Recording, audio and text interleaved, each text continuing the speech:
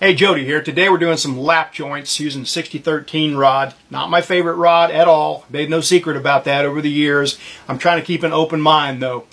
40 years ago I welded with my first 6013 in welding school for a couple of days and then moved on to other rods, and I haven't had to touch it since because after working about 5 different nuclear plants, a couple of paper mills, a couple of fab shops, Never saw the rod again after welding school. You can find some awesome looking pipe welds done over in the UK using 6013. I hear it's popular over there for pipe welding. It's not here in the States, so I've just kind of like ignored this rod for forever, but I'm trying to keep an open mind today. Help a student maybe get through this step so you can get on to 6010 and 7018. Or if you just got a buzz box and you want to build a wood rack or a welding cart out of square tubing, these tips should apply just as well. Let's dive in. I'm using an old school Thunderbolt today, set at roughly 110 amps, and I'm going to be on DC electrode negative. At first, we'll weld on all polarities before we're done. Bending the rod like this a little bit allows you to get pretty much any angle you want. I do it a lot.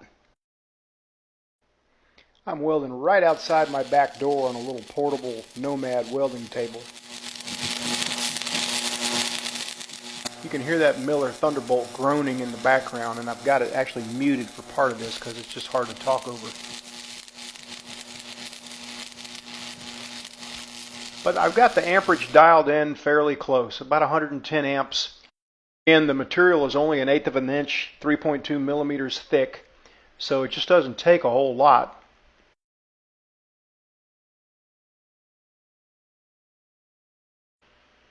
I can see right now the thing's starting to bow a little bit. I'm going to have to put a few more tacks on it. Probably should have realized that to start with, but I'm going to put a few tacks here midway, trying to make them a little smaller than the final weld so I can go over them without seeing them. A good tip there would be to use a little smaller rod for those tacks, but I didn't have one on hand. I'm going to alternate directions here too. Every time I go from right to left, the next weld is going to be from left to right.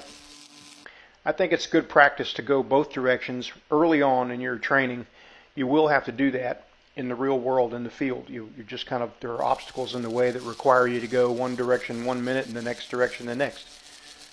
Now we will be dunking this in a bucket, a quench bucket, periodically. I just got to say that's not something you want to get in the habit of doing to actual serviceable parts, but it's just for the sake of speeding up the process here.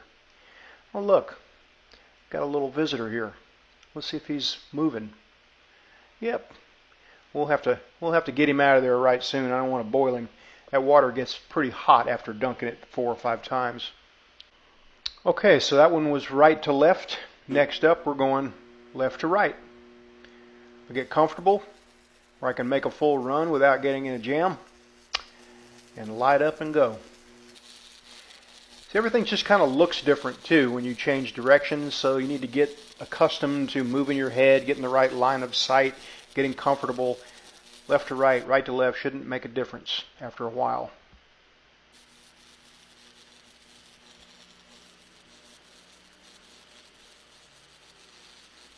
Come to the very end, I'm backing up just momentarily to fill the crater. Good practice to get into. And we'll quench it again.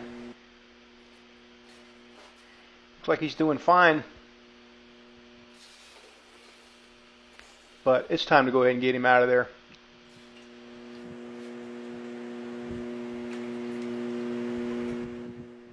You know, the water is just about like warm bath water so far, so didn't hurt him. He'll be fine.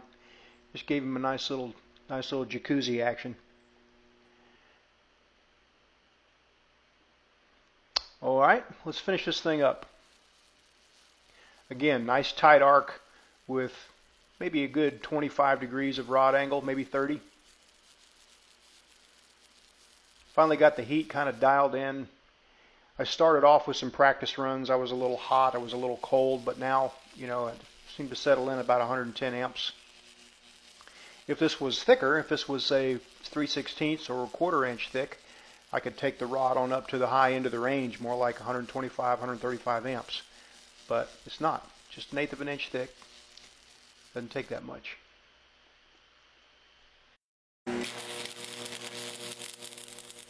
See all that slag just swirling around in there and you can't really distinguish the puddle yet. That's kind of what I don't like about 6013s.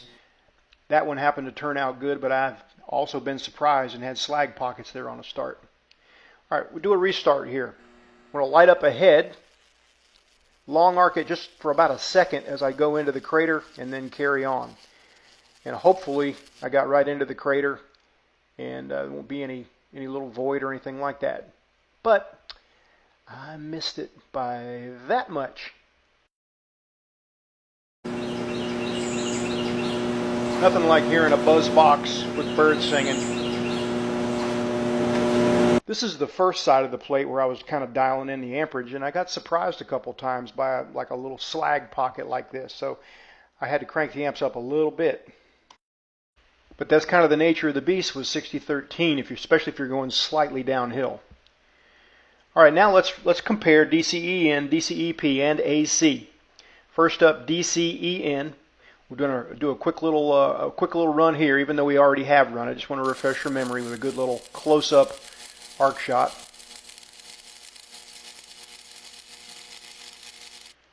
Let's go to DCEP now. This is supposed to give you deeper penetration. And you can see it looks a little hotter, at least I think it does. Puddle seems to be a little wider, but not like night and day. And now AC. They all look the same, don't they? They sound a little different, maybe not on the film here, but in my ear when I was doing them, you can tell a little difference in the buzz of the arc. But, you know, the rod's designed for all three, and they're really hard to tell them apart. There's the DCEP penetration, not nearly as deep as I would have thought. There's the DCEN, slightly shallower, but not much difference. There's the AC. Some subtle differences, but not like night and day. What was really surprising to me was this was only 1/8 of an inch thick material, and I didn't even penetrate nearly halfway through. You just don't get a lot of penetration with 6013. So, what are the takeaways from this video? Number one, make sure you have enough amperage, because what I see a lot of times in new students is, you know, not using enough amperage, like being afraid of it a little bit, and then having to hold a long arc to compensate to not stick the rod because you don't have enough amperage. Here's really good advice for any stick welding. You know, set the amperage hot enough where the rod won't stick when you hold a really tight arc, then hold a really tight arc. Another thing on 6013s is it's a very slaggy rod. That slag can swirl around and fool you, and you think you got a puddle, but actually you just got a puddle on each side of the bead and a slag run down the middle. So a little more rod angle than what the textbooks call for, which is they only usually call for about 10 degrees. I'd say 20, maybe even 30 degrees sometimes to keep that slag pushed to the back of the puddle where it can't get up ahead of you and swirl and cause pockets and problems and all that stuff. Use enough amperage, keep a good tight arc, use more rod angle than what the books call for. You should get through that exercise, or you should be able to build your wood rack or your welding cart or whatever, no problem. And also, don't hesitate to use alternating current. You avoid arc blow that you get sometimes on DC, and there's not much difference in the results. So I actually, if I'm going to weld a 6013, I kind of prefer AC, but that's just me. All right, so remember, this video is not sponsored by anybody other than my own online store. That's at weldmonger.com. That's how I support these videos. For TIG fingers, gas lens kits, stubby gas lens kits, DVD sets, head over to weldmonger.com. I appreciate your support. See you next time.